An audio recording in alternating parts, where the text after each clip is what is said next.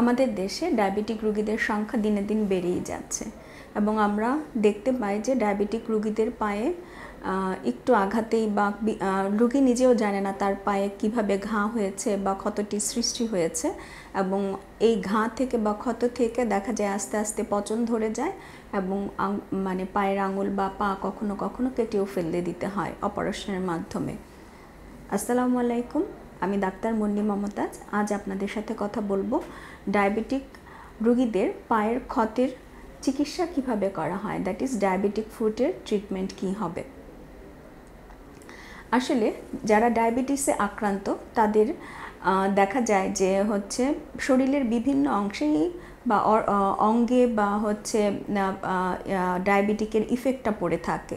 যদি diabetes uncontrolled থাকে বা অনেক সময় ধরে একজন রোগী ডায়াবেটিস আছে, সে ট্রিটমেন্ট নিচ্ছে, তারপরেও দেখা যায় যে তার স্পেশালি দেখা যায় পায়ের ক্ষেত্রে তার আমরা বলি পেরিফেরাল নিউরোপ্যাথি ডেভেলপ করে, যে তার নার্ভের ওই যে বোর্ডটা আস্তে আস্তে কমে যেতে থাকে। তখন রোগী কিভাবে আঘাত পেল সেটা সে নোটিস করতে পারে না, যার ফলে একটুতেই সে ঘা হয়ে যাওয়ার পরে হয়তো বা সে নোটিস করে যে পায়ে তার একটি ক্ষত হয়েছে। কিভাবে হয়েছে বলতে পারে না। দীর্ঘ সময় ডায়াবেটিসের জন্য কারণে দেখা যায় রোগীদের রক্তনালীতে পরিবর্তন হয়, সেটাকে আমরা বলে থাকি এনজিওপ্যাথি। এই রক্তনালীগুলো যখন সংকুচিত হয়ে যায় তার ফলে ওখানে রক্ত সঞ্চালন কমে যায় এবং তাদের পায়ের এই ক্ষতগুলার কারণ। এবং দেখা যায় যে ডায়াবেটিক রোগীদের রোগ প্রতিরোধ ক্ষমতা কম থাকে, যার ফলে আমাদের শরীরে এই ধরনের ক্ষতগুলা সাধারণত সৃষ্টি হয়ে থাকে। তাহলে করণীয় কি? করণীয় আগেই ডায়াবেটিক পেশেন্টের ডায়াবেটিসটা কন্ট্রোল করতে হবে এবং যদি কোনো ক্ষত সৃষ্টি হয় সাথে সাথে ডক্টরের কাছে যেতে হবে এবং এটা চিকিৎসা নিতে হবে।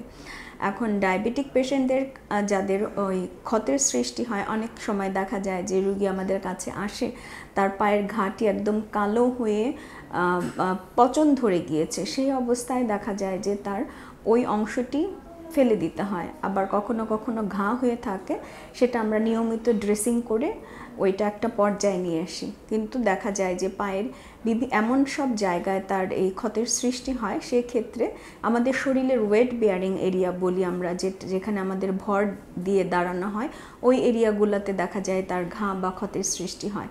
সেক্ষেত্রে প্লাস্টিক সার্জারির প্রয়োজনীয়তা পড়ে। তখন আমাদের ওই ক্ষতগুলো প্লাস্টিক সার্জারির মাধ্যমে কভার করে দিতে হয়। তাহলে আমাদের দর্শকদের বলবো, যারা ডায়াবেটিস রোগে আক্রান্ত তারা আপনার পায়ের যত্ন নেবেন, ডায়াবেটিস নিয়ন্ত্রণে রাখবেন। যদি কোনো কারণে দেখা যায় যে পায়ে কোনো সামান্য ক্ষত সৃষ্টি হয়েছে বা একটু আঘাত লেগেছে, আপনি অবশ্যই ডক্টরের শরণাপন্ন হবেন। তাছাড়া দেখা যেতে পারে এই ডায়াবেটিসের জন্য আপনার পা হয়তো বা হারিয়ে ফেলতে হতে পারে। ধন্যবাদ সবাইকে।